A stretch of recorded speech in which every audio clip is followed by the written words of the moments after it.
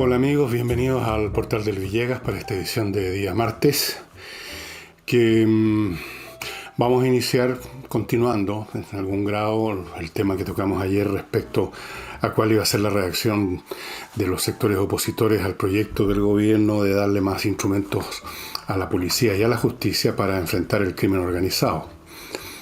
Todo el mundo ahora, todo el mundo político está hablando del asunto, del crimen organizado y de cómo combatirlo. Y cosa que no mencioné ayer, tal vez se me olvidó, no la recordé simplemente, cuando me refería a que posiblemente, o con toda seguridad, la oposición iba a empezar a poner obstáculos, pero no, y efectivamente eso es lo que vamos a ver de inmediato. Pero omití mencionar una de las formas indirectas que ha tomado en el pasado y va a tomar ahora este proyecto, esta oposición al proyecto. Yo dije, una oposición brutal desde el primer momento, probablemente no la van a llevar a cabo por razones electorales, pero van a empezar a buscar otras excusas para demorar las cosas. Y ahí fue donde se me fue mencionarles un instrumento que han usado siempre para esos y que es un clásico. Y es el considerar que las medidas son simplistas e insuficientes y que hay que ir a las causas de fondo. Y por lo tanto las soluciones de fondo. Díganme ustedes, ¿cuántas veces no hemos escuchado el mismo discurso que tiene la pretensión de ser, o por lo menos aparecer como algo inteligente? Porque suena inteligente decir, esto es muy superficial, ¿no? Esto no va al fondo del asunto, tenemos que estudiar el fondo del asunto, las verdaderas causas. A veces incluso dicen, para darle más peso, en las causas estructurales. Suena bien. Pero en el fondo, ese tipo de argumentación, como el que vamos a analizar ahora en relación a este proyecto, es no inteligente, sino pedante. Pedante y fuera de lugar. Anacrónico en el sentido de la palabra de algo que no corresponde a los tiempos. Yo le pongo un ejemplo de a qué me refiero con pedantería, con apariencias de cosa inteligente, no siéndolo. Imagínese usted, Dios no lo quiera, que en un momento dado usted despierta con un dolor insoportable en la cabeza, que no lo puede calmar con la aspirina o el paracetamol. Fuera de eso, apenas siente que apenas puede moverse, que está embarado, no sé, estoy inventando una enfermedad. Entonces, en vista de la situación, en su casa deciden llevarlo a la posta o a un hospital. Y usted llega ahí, a esa posta y un hospital, con la idea que inmediatamente le resuelvan el problema número uno que usted tiene, que es un dolor de cabeza insoportable y el poder moverse. Usted llega ahí con la idea de que los médicos le suministren un calmante mucho más potente que la aspirina, y que le suministren un desinflamatorio o algo, no estoy inventando, que le permita moverse. Y después de resuelto eso, usted va a ver con médicos, ahí mismo o más adelante, cuál podrá ser el origen de eso para entrar a tratarlo. Pero imagínense que usted llega al hospital con esa idea de que le saquen el dolor de cabeza insoportable y que le permitan moverse, y que los médicos lo miran a usted y le dicen, todo esto de sacar el dolor de cabeza simplemente es algo muy superficial. Es algo que no va a la raíz del problema. Tenemos que ir a las causas profundas. Así que nada de ponerle morfina o algún otro producto. Simplemente vamos a sacarle hora para que en una semana más lo sometamos a una tomografía. Y luego de esto vamos a examinar en otras 2 o 3 semanas más los resultados en una junta médico.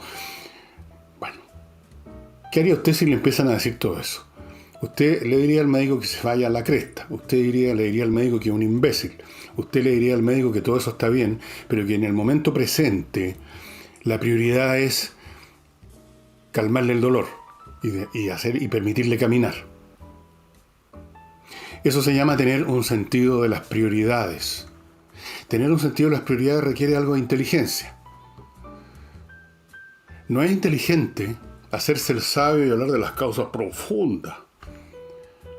Porque ¿cuáles son las causas profundas? Además, pues nos podemos remontar al origen de los tiempos. La causa profunda de que existen enfermedades es que existen las enfermedades, que existe el ser humano capaz de enfermarse. Y la causa profunda que existe al ser humano es que existe el universo, que permitió el nacimiento en un planeta miserable de la galaxia que nacieran criaturas pensantes. Esa sería la causa profunda.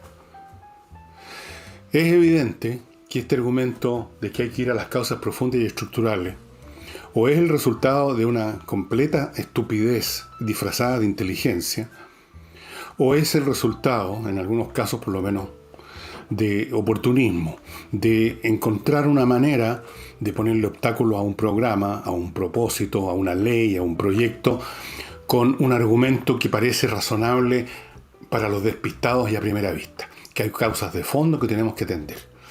Y respecto a eso, la prensa nos ofreció hoy día un rico y variado surtido de opiniones sobre las causas profundas que debieran tomarse en cuenta para enfrentar el problema del narcotráfico. La estructura de las ciudades, o sea, entraron los urbanistas a tallar, tenían que entrar los urbanistas a tallar, la estructura de las ciudades, que a su vez se remonta el problema a políticas habitacionales de hace 40 o 50 años que generaron los barrios segregados.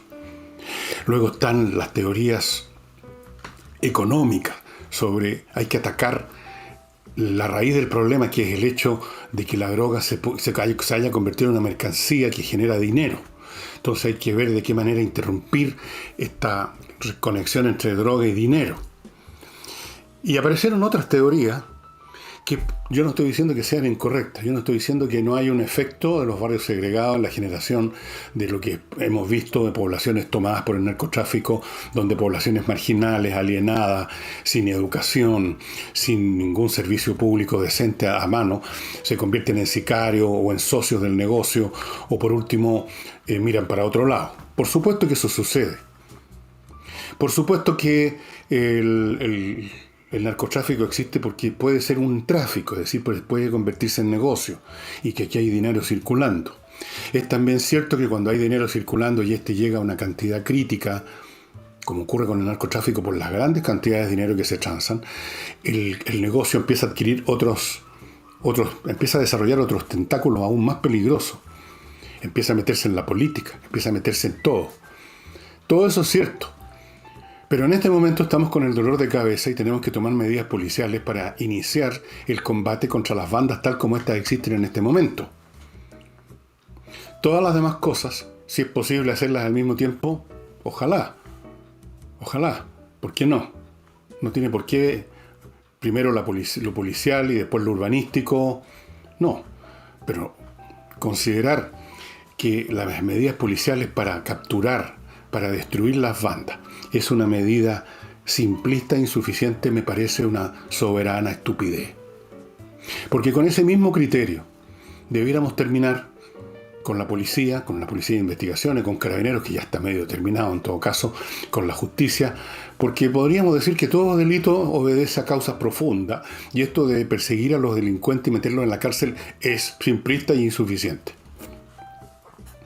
Quiero además ahora adentrarme un poquito en este uso del simplismo. Los que andan en general, por lo que yo he visto en mi vida en este tema y en muchos otros, los que andan calificando los conceptos o las medidas de terceros, que no son sus amigos, como simplistas, son ellos personas de mente muy simple. Muy simple. La mente simple del que cree que un problema complejo requiere medidas complejas, de que hay que ponerse a la altura. Un examen histórico de decisiones tomadas por líderes políticos y militares a lo largo de toda la historia humana le van a revelar lo que decía Anatole France, el escritor francés que yo tanto venero, respecto a Napoleón, un gran líder militar, estaremos todos de acuerdo en eso. Antes de iniciar sus campañas, o cuando estaba iniciándolas, Napoleón no se enredaba con los miles de factores relacionados con una campaña militar. Factores, por ejemplo, el terreno, la geografía del campo de operaciones, el clima que puede estar imperando cuando estén las operaciones, la logística, cómo aprovisionar, especialmente en esos tiempos, a los ejércitos, era complicado. No solamente había que aprovisionar a los soldados de munición y de alimentos, había que aprovisionar a los animales que transportaban todos esos productos. O sea, el animal también tiene que ser alimentado. Después estaban los problemas estratégicos.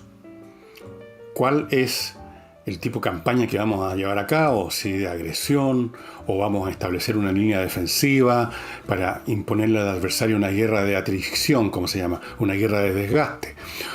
Y si vamos a hacer una guerra, vamos a tomar la iniciativa, vamos a ser agresivos, ¿cómo vamos a desplegar nuestras tropas? En varias unidades distintas para encerrar al adversario, en fin, muchos factores. Pero, ¿qué hacía Napoleón en medio de esa enorme cantidad de factores? Y he nombrado solo unos pocos. Están también los factores políticos, porque la guerra es parte de la política. Lo que decía Anatole France, y que efectivamente es lo que hacía Napoleón, y cualquiera que haya estudiado sus campañas podrá comprobarlo, es que todos esos factores, debido a la brillantez de su intelecto, todos esos factores, en vez de enredarlo a él mismo y llevarlo a intentar tomar decisiones también llenas de complicaciones, como la que hacían muchos de los generales adversarios de él, tratando de tomar todo en cuenta en su singularidad. Lo que hacía Napoleón, según Anatole France, era sacar de eso la esencia que se traducía en algo simple que por lo mismo era potente, porque podía concentrar en eso toda la fuerza de sus recursos, podía eliminar todos los factores de los obstáculos y las situaciones inesperadas que producen la complejidad cuando hay muchos factores en juego. Todo lo resumía como si hubiera resuelto una ecuación en una respuesta simple y potente. Esa es la inteligencia. No el rumiar las complejidades y decir que esto es muy simplista, que hay causas profundas, que tenemos que considerar las ciudades, que tenemos que considerar el mercado, que tenemos que considerar esto, que tenemos que considerar lo demás allá. El simplismo, las medidas simples, son las medidas eficaces. Medidas simples que, por lo tanto, toman en cuenta además otro factor: lo difícil que es mover los aparatos del Estado para cumplir una función. Y por lo tanto, lo esencial que es simplificar el proyecto o la iniciativa para que disminuya lo más posible la cantidad de posibles factores que se convierten en obstáculos, como ocurre con todo plan muy complejo. Cualquier persona que está a cargo de organizar, de llevar a cabo una iniciativa de cualquier tipo, estoy hablando de un buen líder, de un buen dirigente, de un buen mandatario, de un buen ejecutor, sabe que lo único que funciona es aquello que sea lo más simple posible, y esa simpleza del instrumento vaya al meollo de la situación y no intente abarcar de un solo golpe todos los factores. Todo lo contrario, resumirlo en lo que es el buque madre. Eso es, el buque. ¿Cuál es el buque madre? ¿Cuál es el buque del cual dependen los demás buques? Es el que hay que atacar. ¿Cuál es el buque madre en el caso del narcotráfico?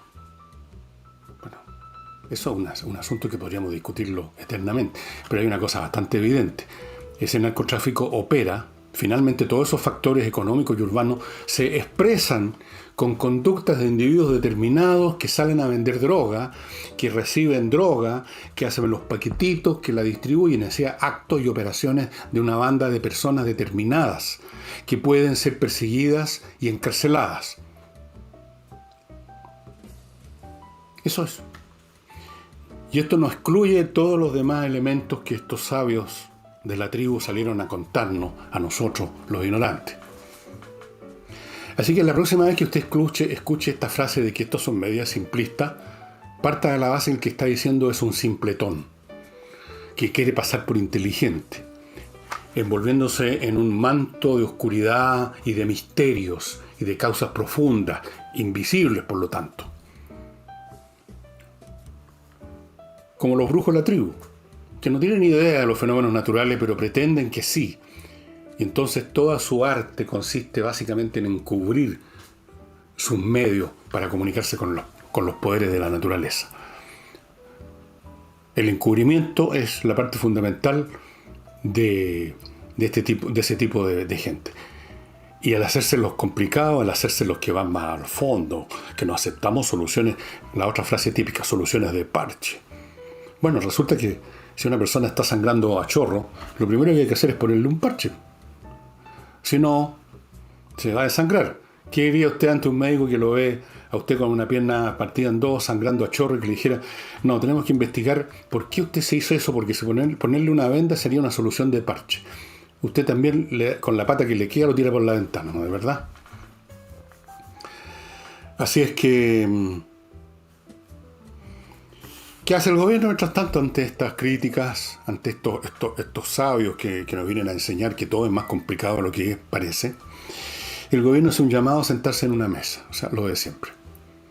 Que todas estas cosas no contribuyen, estas críticas no contribuyen, siempre están suavecitos. No pueden decir estas críticas son estúpidas, tienen que decir estas críticas no contribuyen.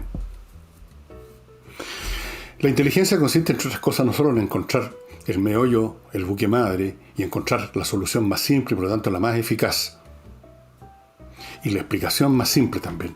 Hay una famosa frase de un filósofo de la Edad Media, que incluso muchos científicos la recuerdan todo el tiempo, la tienen inscrita en los muros. Y es la famosa navaja de Guillermo Ockham. La navaja de Ockham se llama ese principio, en virtud del cual no hay que explicar cosas buscando las explicaciones más complejas, sino que usando las más sencillas.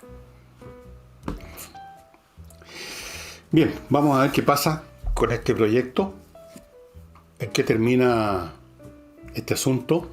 Mientras tanto, las bandas, por supuesto, no tienen que discutir esto con ningún congreso. Ellos se siguen organizando, se siguen apoderando de poblaciones, siguen sobornando gente. Todos los días deben estar sobornando más policías, más jueces, más fiscales, más pobladores, más autoridades municipales, más gente. Es evidente, esta cosa va creciendo, no para. Pero mientras tanto, los sabios de la tribu van a enseñarnos cuáles son las soluciones de fondo. ¿Ah? Ok. Voy a mi primer bloque comercial, que lo inicio con una advertencia, que prácticamente ya está agotado mi libro Insurrección. Se vendieron muchísimos libros entre hoy y ayer, después de nuestra promoción de las 8000. En todo caso, ha sido para nosotros muy grato ver que nuestro libro finalmente se vendió, prácticamente ya no queda, ya te lo quiere el libro todavía por 8 lucas, entre a la página, ya sabe a dónde, elvillegas.cl, y vea en la tienda si quedan libros. Si no, va a tener que esperar, o se olvida el asunto nomás, va a tener que esperar la reimpresión. Y parto ahora con el ajedrez. Todavía usted puede hacer un buen regalo de Pascua a ese niño habiloso, entrando a espacioajedrez.com, comprándole o la caja solamente con el tablero, las piezas, el manual, por si acaso no sabe nada de ajedrez, las 3 licencias para entrar a Espacio Ajedrez, y el reloj digital que está ahí mismo en la gráfica.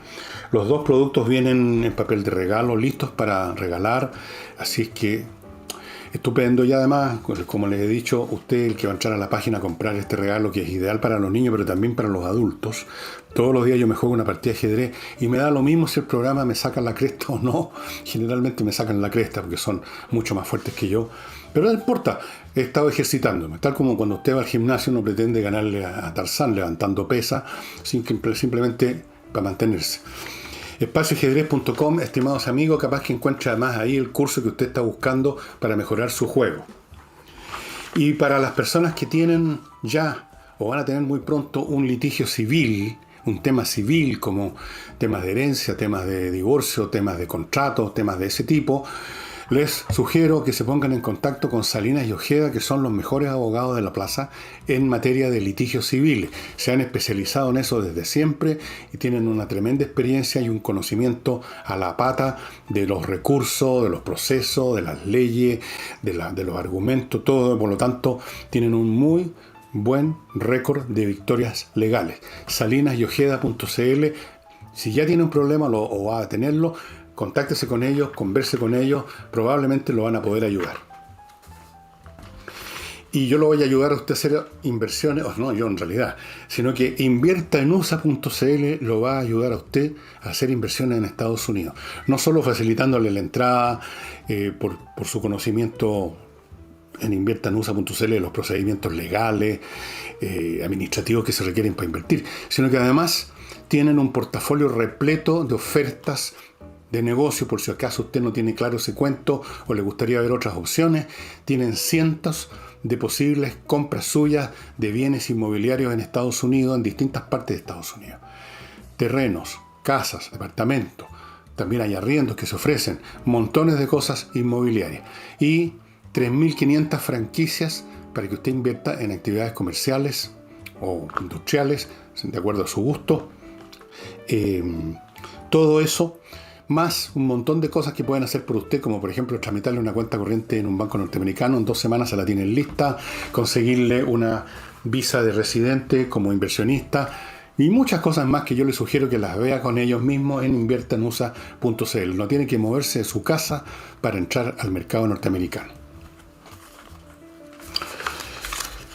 Este no es un tema que sea esencial para mí en ningún sentido, pero lo voy a tocar porque tiene algún sentido en el centro fondo.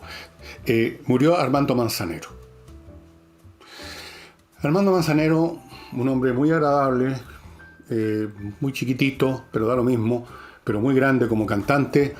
Fue un hombre que se especializó en la música popular romántica y ahí hizo su carrera básicamente. Y lo menciono porque de algún modo, aunque todavía Manzanero tiene muchos seguidores entre la gente mayor, pertenece a un mundo que lamentablemente se está desapareciendo, que es el mundo de la música popular de calidad. Me refiero a música que es música.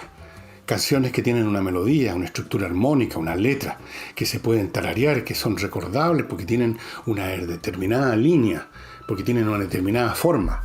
La época Manzanero pertenece al mundo de los Sinatra, de los Joan Manuel Serrat, incluso de Julio Iglesias, y de tantos otros. A uno le pueden gustar o no. Yo no estoy diciendo que me gustara escuchar a Manzanero, pero no me molestaba oírlo si era el caso, porque su voz era agradable, su música era melodiosa, nada que moleste. Una música que tiene sentido, pequeñas composiciones con sentido. Y ese mundo desapareció bajo el peso de una música que yo llamo la música del tum tum tum, el himno nacional de Chile. Un auto se detiene en un semáforo cerca de su casa y que sale por la ventanilla del auto, tum tum tacatum tan tum tacatum tan tum. Hay una fiesta en un edificio cercano a su casa y que sale por la ventana, tum tacatum tan tum tum tum.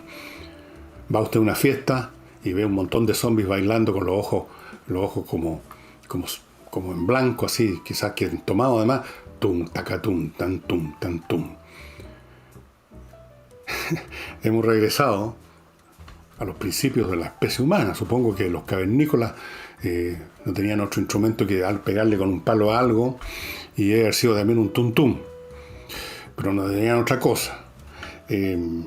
Así que echo de menos a los Armando Manzanero, a los Frank Sinatra, a los Dean Martin, a Bobby Darin incluso, hasta los Beatles, canciones de los Beatles populares como eran.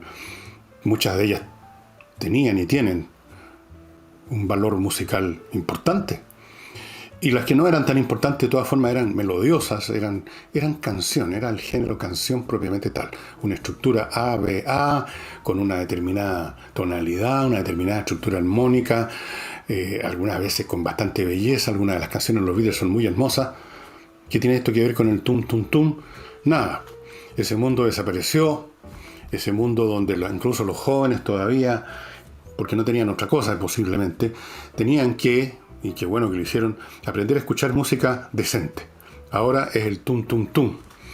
Así que Manzanero, si acaso existe el otro mundo en la vida, debe estar bastante aliviado de tener que estar escuchando tum tum tum. Está en el cielo de los músicos tocando en una jam session con Louis Armstrong, se está pegando un copetazo con Frank Sinatra, se la está la está pasando bien con Dean Martin, está cantando, está siendo apreciado. Hasta la vista, nos veremos pronto, Armando.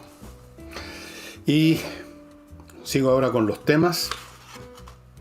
Ustedes recordarán que hace un par de semanas alguna comisión del Congreso manifestó su preocupación por la posible compra de los chinos, de una empresa china, de la empresa eléctrica de distribución chilena, o que está en Chile, CGE. Bueno, parece que eso se concretó, y esta empresa china, que se llama State Grid, compró por una cifra tremenda, la compra más grande que han hecho este año creo en todo el mundo, por 5.200 millones de dólares, CGE, y habían comprado Sempra Energy, y básicamente entonces esta empresa china se está apoderando en gran parte de la energía de Chile. Ahora, usted dirá, bueno, ¿y qué? ¿Acaso CGE era qué sé yo, del Guatón Loyola? ¿No era una empresa internacional? ¿Cuál es el problema? Yo le voy a decir cuál es el problema. El problema no es que haya una empresa de otro país que compra una empresa que está funcionando en Chile y que quizás también los capitales y el origen de esa empresa es de otro país. Está bien. El problema es que es con las empresas chinas, porque las empresas chinas en el fondo, en la superficie y en todo nivel, operan como instrumentos del Partido Comunista Chino, o sea, del Estado chino. Esta empresa State Grid no es como la General Electric o como cualquier otra empresa norteamericana o europea, porque toda empresa china, especialmente las más grandes, están supeditadas a las órdenes, a los mandatos, a las demandas del Partido Comunista Chino.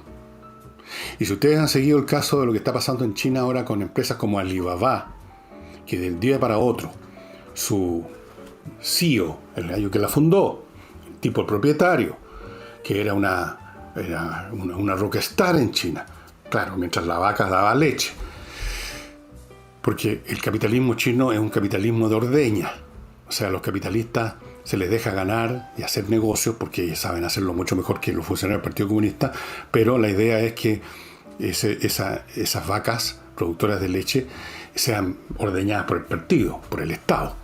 No tienen toda la libertad de una empresa en otra parte del mundo.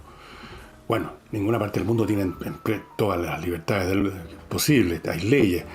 Pero en China esto está mucho más acotado, y llegado el caso, las empresas, así como los chinos, como los individuos, como los ciudadanos chinos, tienen que obedecer las órdenes.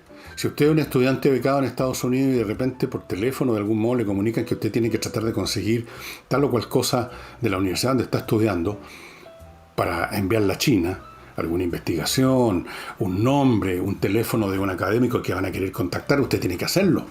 Usted tiene familia en China después de todo, no quiere que tengan problemas. Y si usted es una empresa y le piden el día de mañana que entregue datos que usted recolectó, y ese era el problema con TikTok en Estados Unidos, de sus usuarios, va a tener que entregarlos. No tienen libertad las empresas chinas para decir no. Entonces, ¿qué pasa cuando un país, su energía está bajo indirecto control de otro Estado? Yo les pregunto eso nada más. ¿Qué pasó con las preocupaciones que manifestaron congresales en esa comisión de economía del Congreso? ¿En qué quedó eso? Parece que quedó en nada. Y el país está siendo comprado, bueno, ya la parte energética, y quién sabe cuántos otros planes más, porque tienen toda la plata del mundo los chinos. El país está siendo comprado como otros países latinoamericanos están siendo comprados, como países africanos han sido comprados, como países asiáticos han sido comprados, como gran parte o parte importante de sectores económicos de Estados Unidos han sido comprados, y en Europa lo mismo. Claro, los propietarios, los accionistas de estas empresas no les interesa en absoluto lo que venga después. Ellos van a recibir su tajada, van a recibir así el alto billete. Ahora, ¿qué le sucede al país? ¿Quién les puede importar, verdad? Ya hicieron su negocio. Bien decía Lenin, los propios capitalistas nos van a vender la cuerda con la cual los vamos a ahorcar. Vamos a ver qué pasa. Yo espero que, no sé, pues, que nunca nos pongamos mal entonces con el Estado chino. No vaya a ser de que nos corten la luz. No vaya a ser de que se metan en otras cosas también. En Estados Unidos se han metido a un nivel, estamos hablando de Estados Unidos, no de un país miserablemente pequeño y débil como el nuestro. En Estados Unidos se han metido en todas partes. Se han metido en organizaciones del Estado, se han metido en las universidades, se han metido en las empresas privadas. Han sacado datos, información, planos, inventos, robado, porque esa es la palabra, a todo nivel. A nosotros no tiene nada que robarnos, aquí no tenemos planos de ninguna cosa que valga la pena, probablemente. Pero tenemos materias primas, tenemos las costas que dan al Pacífico, tenemos un montón de ventajas de ese tipo y los chinos las quieren controlar. Pero, aparte de estos rezongos en la Comisión de Economía, parece que no pasa nada. Parece que estamos entregados a esa fuerza y bien, pues ya veremos qué ocurre en el futuro. Está todo abierto, espero que nada malo. En una de esas, China impone en los próximos 20 o 30 años, cuando yo ya no esté, a Dios gracias, impone una hegemonía mundial, una especie de imperio como nunca antes existió, de benéfico y maravilloso. Ojalá. O no. O impone el imperio más represivo que jamás haya conocido la historia humana, desde la época de los persas, o no sé, porque el imperio de los pocos años que le alcanzó a fundar Adolf Hitler. No, hoy día no les voy a mostrar la pepita de compreoro.cl, que es otra manera de manejar bien su dinero. Parte de él lo tiene en fondo, parte del dinero lo invierte en empresa y parte de él lo puede usar para comprar oro, que es como, por decirlo así, la última defensa. El oro es un producto que no pierde nunca su valor. Es un objeto físico, no es algo que se desvanezca en medio de la ruina de los sistemas informáticos o la pérdida de valor de sus acciones. El oro lo tiene usted en la mano y en este caso lo que tiene en la mano son unas pepitas. No son pepitas, son unos lingotes chiquititos que usted los ha visto en varios programas, de 24 quilates, 10 gramos de oro puro, el 99,9%. Eso es cercano a $500,000 en un objeto de este porte. Usted lo ha visto, ¿no? Con unos cuantos de esos usted tiene una reserva. Una reserva para cualquier circunstancia. Es bueno diversificar el dinero si usted lo tiene y, ¿por qué no?, comprando oro. Entre a compreoro.cl, donde también venden argollas matrimoniales de 18 quilates, y compre ahí. Y si acaso en un momento dado no hay oro, porque va y viene, la gente lo compra y se acaba el stock, pero ellos están recibiendo nuevos embarques, usted queda registrado y en el próximo embarque, si es el caso, no digo que sea ahora, pero si es el caso, usted queda registrado para la próxima oportunidad. Compreoro.cl, estimados amigos, lo más seguro del mundo, el oro.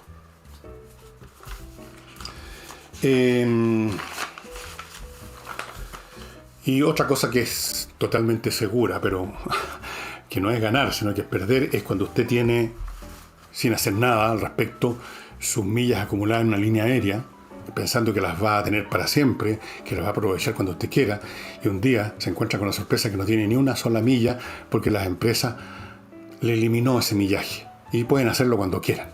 No tienen ninguna obligación de mantenerle la milla. Es una promoción, es una oferta de ellos, la pueden retirar cuando quieran, y de hecho la retiran pasado cierto tiempo para que usted no acumule una cantidad indefinida de millas, lo cual sería ruinoso para las empresas aéreas. Es entendible, no es maldad, es una cuestión simple. Pero usted también puede hacer algo muy simple, venderlas antes que se las conviertan en un cero.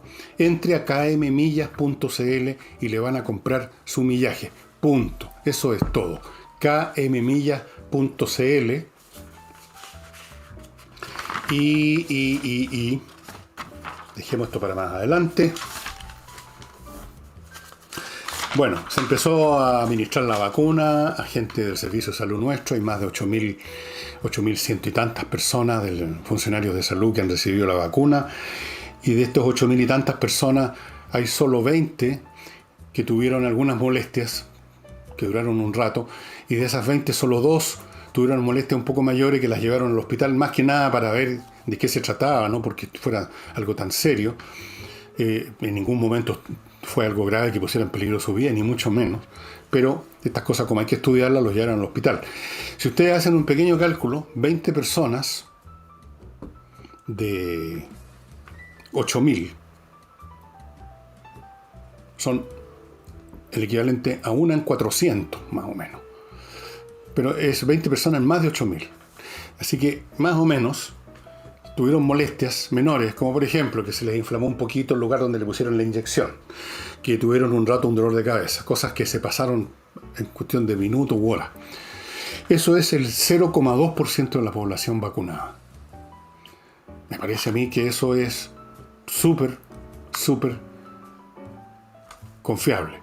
Es decir, usted no tiene que tener ningún problema cuando llegue su turno, porque correr un riesgo del 0,2% y no de peligro de muerte ni nada, siempre que le duele la cabeza un rato, me parece a mí que es un riesgo más que aceptable por la seguridad de que no le va a tocar enfermarse de esta cuestión. 0,2%. Una persona en más de 400 le pasa una pequeña molestia. Los demás, nada. Y a propósito de lo mismo, volviendo a los chinos, una periodista china, que en la zona donde se inició todo, fue más prolija en investigar lo que estaba ocurriendo y más valiente en denunciar lo que estaba ocurriendo, fue condenada a 4 años de cárcel por un tribunal chino por el cargo de, miren ustedes la figura legal, provocar peleas y tumultos o disturbios. Eso sí que es una figura legal sorprendente. O sea, provocar lo que otros hacen. Provocar, además, simplemente porque usted está contando lo que está pasando, no porque dijo, por favor, pónganse todos a pelear. No, simplemente porque usted contó, miren, las calles de Huaibei, o como sea que se llame esa ciudad, esa zona, están peladas, hay problemas, lo que estaba ocurriendo simplemente. Pero el Partido Comunista Chino, como todo partido comunista, no vive de la verdad, no puede vivir de la verdad, le hace mal. Es como veneno la verdad. Porque es una creencia, porque es un sistema de axiomas, en función de los cuales se construye todo el aparato social, político, militar y partidista de un régimen comunista. Entonces no es cuestión de negar lo que dice el partido, o poner en duda lo que dice el partido, o discutir lo que dice el partido, porque esas cosas que en una democracia pueden producir molestia en las autoridades, por último, porque claramente que se van a molestar si uno les dice que está quedando la crema, donde ellos dicen que está todo bajo control, pero no pueden hacer más. Y gracias a que no pueden hacer más, es que alguien puede contar. Y gracias a que alguien puede contar, pueden ocurrir reacciones positivas para restablecer las cosas en su punto correcto. Esa es una de las gracias, una de las virtudes de la democracia. Pero en un régimen basado en un dogma, un régimen monopólico, monolítico, cualquier cosa que no sea el discurso oficial es o puede ser dañino. Así que esta señorita, una mujer joven o señora, no sé, condenada a 4 años por provocar peleas y disturbios. No se especificó, por supuesto, qué pelea ni qué disturbio, para qué. Ustedes dirán, bueno, ¿y qué nos importa lo que hizo el Partido Comunista Chino? Bueno, importa por la misma razón que lo que hace un cura cristiano, un cura católico en Irlanda o en Roma o en Chile, le interesa a los cristianos de Irlanda, de Italia y de Chile, porque es la misma iglesia, porque es el mismo credo. ¿No es así? Aquí, cuando se puso de moda el tema de los sacerdotes involucrados en acciones pedófilas y cosas como esa, yo no recuerdo a ningún católico que dijera, ¿y qué nos importa a nosotros lo que está pasando en Irlanda? ¿Y qué nos importa a nosotros lo que pasó en la arquidiócesis de Chicago, en Estados Unidos? Nosotros somos chilenos, no tenemos nada que ver con eso. No, porque es una sola fe, es una sola organización, es un solo clero, y en el fondo es una sola membresía, es una sola eclesia, una sola asamblea. Y los fieles son uno solo, ya vivan en Irlanda o en Chile. Y cuando se ataca un principio de la cristiandad, da lo mismo en qué país se le ataca, se está atacando la cristiandad en su conjunto porque es una sola. Y el comunismo como ideología es uno solo también. Por lo tanto, lo que pasa en China, lo que hagan los chinos, es con toda probabilidad igual, y de hecho es igual o parecido, si se da el caso o no se da el caso es otra cosa, a lo que ocurre en Chile. El Partido Comunista Chileno no es tan distinto al Partido Comunista Chino, salvo porque el Partido Comunista Chileno no gobierna Chile, no tiene 1.400 millones de habitantes bajo su control, no tiene armas nucleares, no tiene un tremendo ejército, no tiene el poder económico derivado de ordeñar a las vacas capitalistas. No, este Partido Comunista simplemente tiene unos cuantos negocios, unas cuantas inversiones, porque no son nada de hueones, y la plata no la tienen guardada en el colchón. Las platas que han recibido en distintos momentos por sus martirios, la tienen invertida. Y no están gobernando Chile, no todavía por lo menos. Pero son lo mismo. Siempre tengan en cuenta eso. Esto no es una paranoia mía ni de nadie. Cuando uno dice estas cosas, uno inmediatamente lo catalogan de anticomunista, como si eso ya fuera un insulto o una descalificación. No, uno puede ser anticomunista por la misma razón que uno es antilepra o antiarsénico, porque son cosas ponzoñosas a juicio de uno. Nada más que les quería contar entonces para que se vayan ilustrando acerca de cómo funcionan algunas naciones.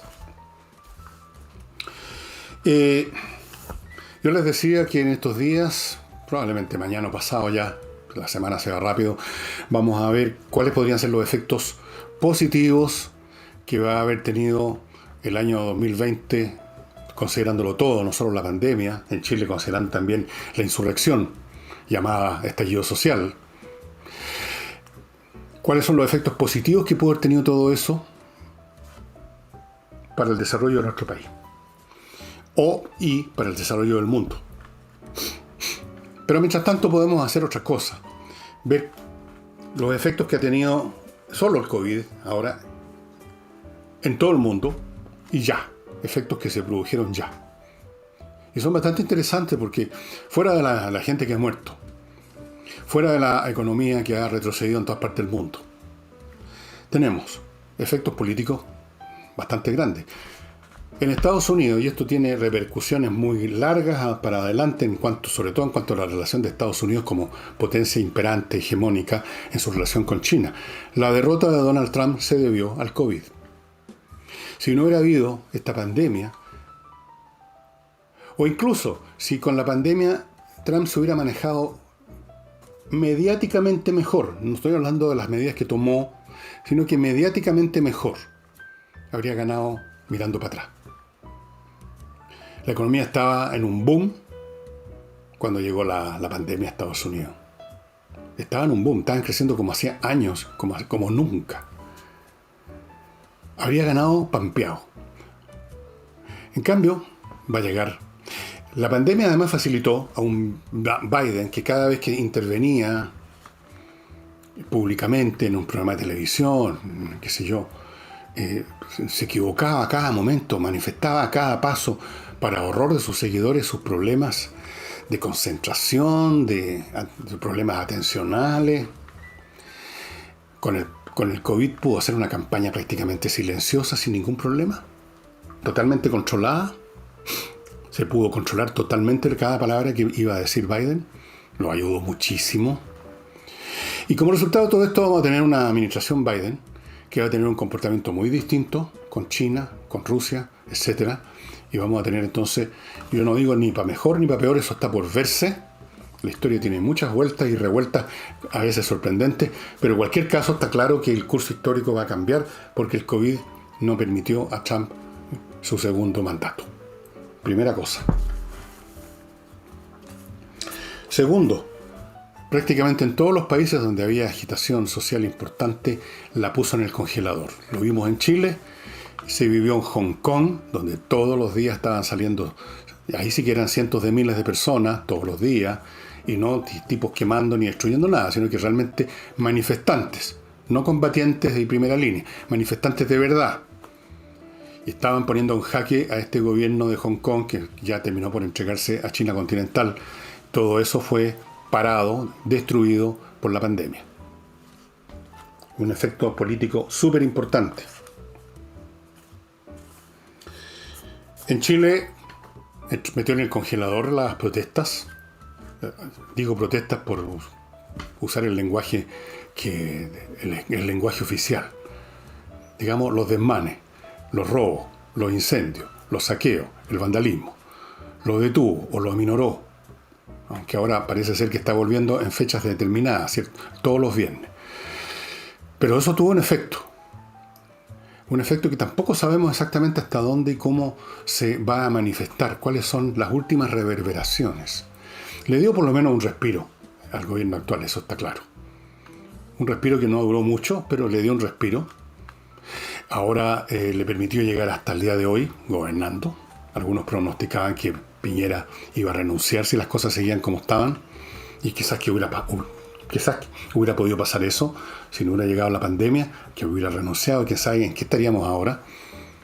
Y ahora, con el tema de la vacunación, se produce otra situación que va a cambiar o va a influir en el cuadro político, porque una vez más la llegada de la vacuna y la administración de la vacuna pone en primer plano, en relieve, la capacidad de gestión del presidente de la República.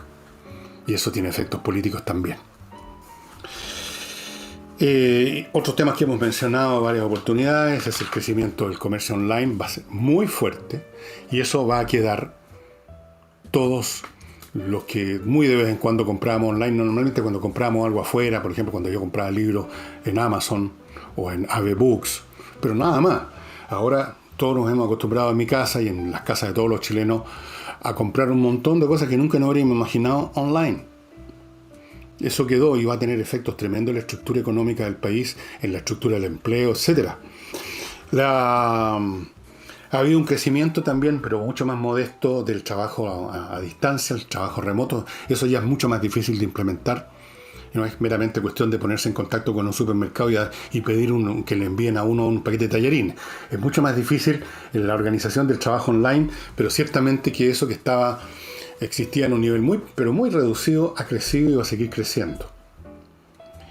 En el plano ambiental, y eso ustedes lo pueden ver pueden buscar en Google, estas estadísticas son muy interesantes. Yo para qué las voy a poner aquí cuando ustedes las pueden encontrar en Google. La disminución de las emisiones de CO2 y otras sustancias tóxicas fue muy grande. En niveles en algunos casos del 70%, cuando como mínimo 25% no deja de ser una importante emisión. Ustedes recordarán que en algún momento circulaban fotografías en internet de ciudades antes y después del COVID. Antes no se podía ver más allá de 1 metro, después todo despejado como en los viejos tiempos en que no había locomoción basada en motores de combustión interna. ¿Qué va a pasar con esto? ¿Se va a sostener eso? Naturalmente que eso no se va a sostener, porque en cuanto vuelva la normalidad a full, va a volver otra vez la emisión de CO2 a full. Y de hecho, a pesar de esta disminución de las emisiones, la acumulación de CO2 siguió aumentando, porque el hecho de que uno apriete un poco la llave del agua y salga el chorro más pequeño, igual se sigue llenando la tina, ¿no es cierto? Si ya se estaba llenando, se sigue llenando, pero más despacio. Ha seguido llenándose, ha seguido aumentando. En este momento tenemos una concentración como nunca antes en la historia de la humanidad, de la historia del planeta había habido, de CO2 en la atmósfera. 400 partículas por millón creo que es la cifra. Impresionante. ¿Qué va a pasar con esto? Se va, de todas maneras, a pesar del regreso a los medios convencionales, transporte, etcétera, se van a producir de todos modos, o se produjeron ya incentivos mayores para otro tipo de transporte. Probablemente que sí. Yo algún día en algún programa de sábado les voy a enumerar toda la tremenda cantidad de iniciativas en el plano privado, de las cuales no hay mucho conocimiento, no aparecen en esta reunión internacional en que los grandes dignatarios se abrazan y firman acuerdos que no sirven para nada. No, iniciativas tomadas por sistemas económicos o subsistemas económicos, por ejemplo, las empresas, el comercio marítimo, las empresas marítimas están desarrollando, están comprando, están promoviendo modos de barcos que produzcan menos emisión, porque las emisiones del petróleo de los barcos son enormes. Están trabajando en eso y están explorando muchas tecnologías para disminuir poderosamente las emisiones de CO2 y de monóxido de carbono también. Lo mismo con las empresas aéreas. Hoy día mismo leía de una pequeña empresa en Canadá que tiene unos aviones chicos que nos transportan más de 10 pasajeros y que hacen viajes muy cortos desde una parte fluvial a otra parte fluvial en una zona llena de islitas y de puertos en Canadá. Son viajes muy cortos, de 5 o 10 minutos, pero son cientos de viajes o miles de viajes al año, y ya están experimentando con un avión con un motor eléctrico. Un motor eléctrico que, como el viaje es corto, le alcanza suficientemente la batería Y bueno, sirve, decían los expertos que están estudiando esto, como una señal de partida para otras experimentaciones que se están haciendo a un nivel mucho más grande. Por ejemplo, me parece a mí que las empresas Boeing están experimentando, están diseñando un jet de transporte que de los 4 motores del jet, uno es eléctrico. Y así, por lado y lado se están empezando a generar iniciativas interesantes. ¿Para qué les digo lo de automóvil eléctrico? Acaba de anunciar la BMW que planean en los próximos 2 años aumentar enormemente, en un porcentaje muy grande, la producción de vehículos eléctricos. Para allá va la cosa. Y de algún modo o de otro es probable que la pandemia haya estimulado alguna de estas cosas. Desde luego está estimulando cambios en la estructura urbana,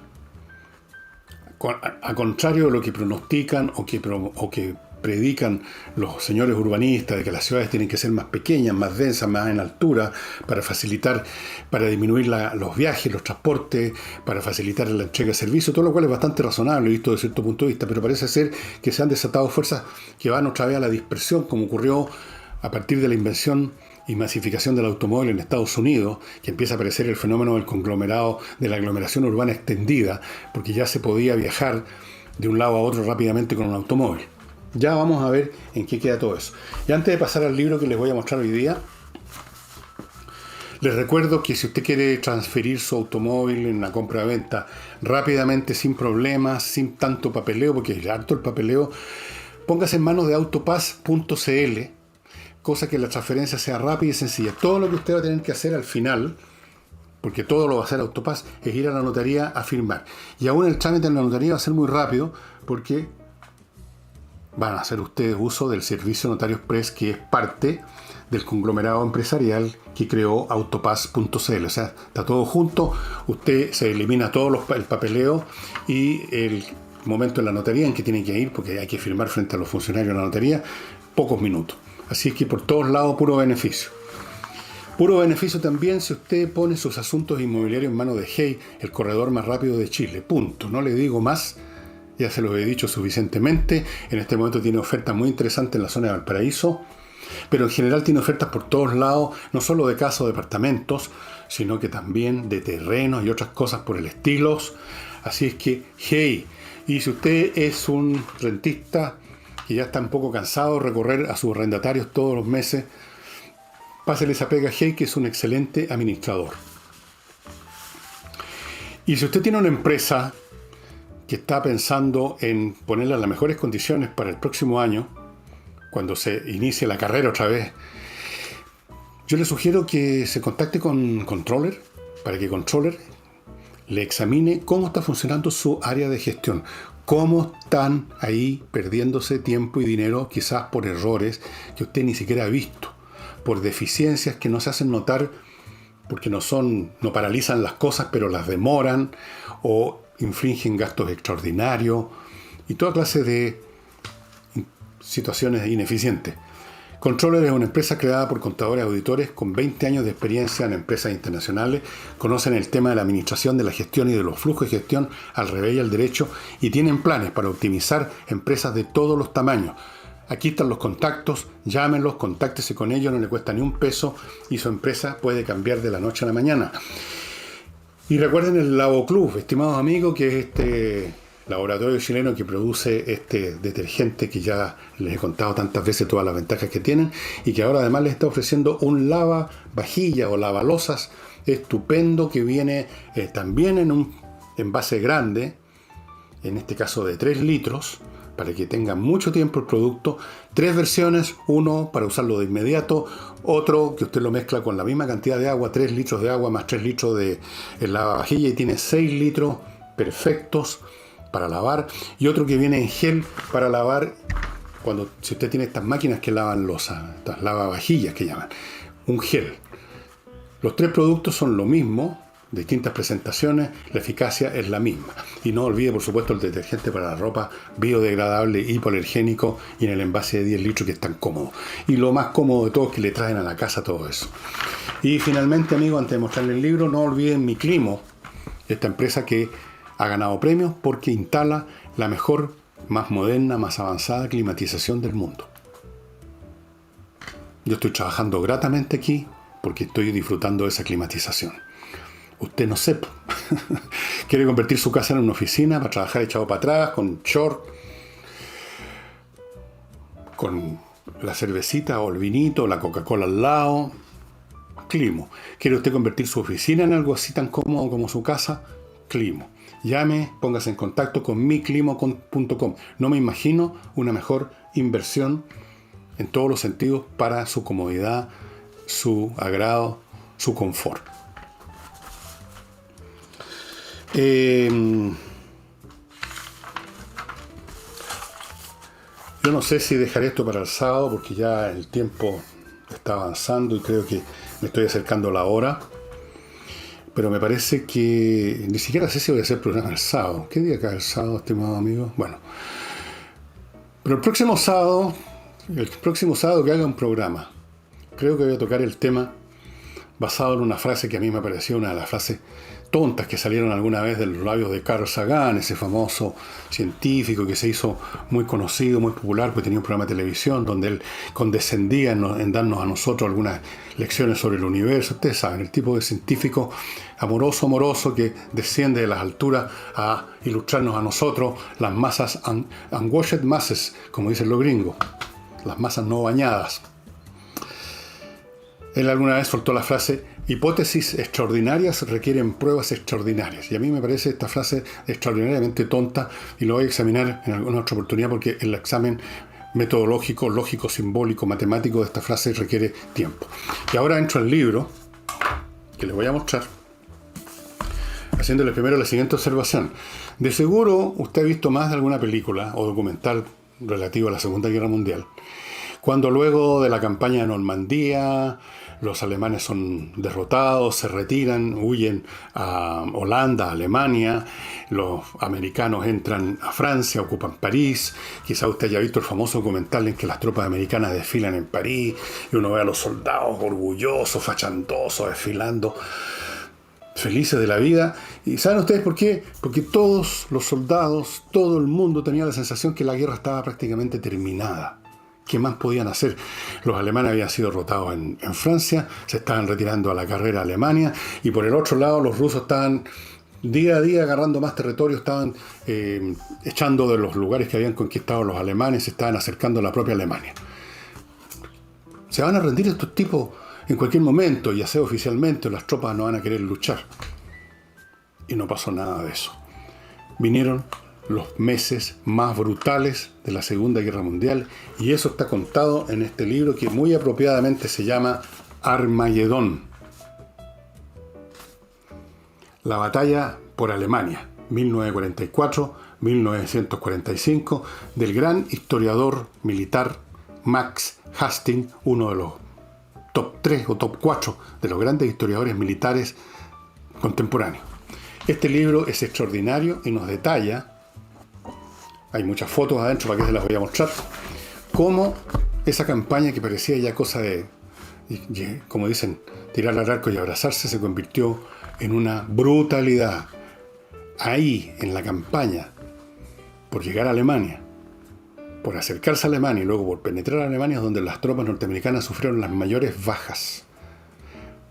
¿Se acuerdan ustedes la película de la batalla de las Ardenas, que fue la última ofensiva alemana, la última apuesta de Hitler, cuando logró, a pesar de los bombardeos que estaban destruyendo todas las ciudades alemanas, logró con estas fábricas subterráneas manejadas por esclavos que eran reos judíos o gitanos o lo que fuera, sobre todo judíos, logró mantener la producción de muchos elementos, y en un momento dado en las Ardenas, cuando nadie lo esperaba, las Ardenas es una zona boscosa que separa a Francia de Bélgica, básicamente, logró concentrar una fuerza de combate más o menos consistente en 2.000 tanques, la fuerza más grande que jamás concentró la Wehrmacht para cualquier campaña, con los tanques de último modelo, los Tiger King, los Panzer King 5, los Ferdinand,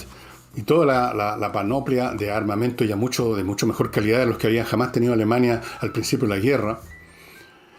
En el campo aéreo tenían ya el jet de combate, el M262, concentraron tropas fogueadas y decididas a todo, y le dieron una tremenda sorpresa a los aliados.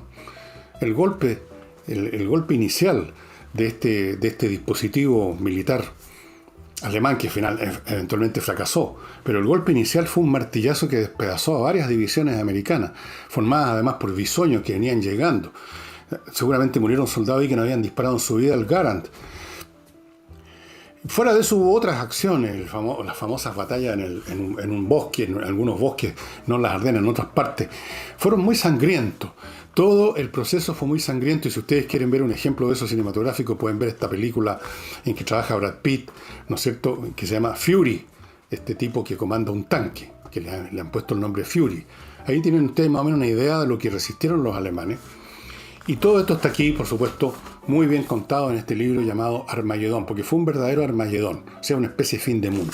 Aquí los americanos sufrieron unos golpes que no se imaginaban, y si lograron finalmente imponerse es por la misma razón que los rusos y los aliados en general se impusieron a Alemania, por la enorme superioridad material, la cantidad, no la calidad, la cantidad de material, la cantidad de tropas, la cantidad al final siempre en una guerra se impone, la cantidad, la superioridad numérica. Pero fue muy tremenda esta campaña final, del 44 al 45, y está estupendamente narrada por este tremendo historiador que sabe ir de lo pequeño a lo grande, de las grandes decisiones estratégicas en los niveles de los altos mandos, a lo que pasa en el nivel del táctico, el campo de batalla, con el soldado fulano de tal que escribió unas memorias, que las usa McHastings, o cuenta una batalla que ni siquiera tiene nombre, pequeñita en algún lugar, etc. Armagedón. Y eso sería todo por hoy, estimados amigos. Nos estamos viendo mañana miércoles.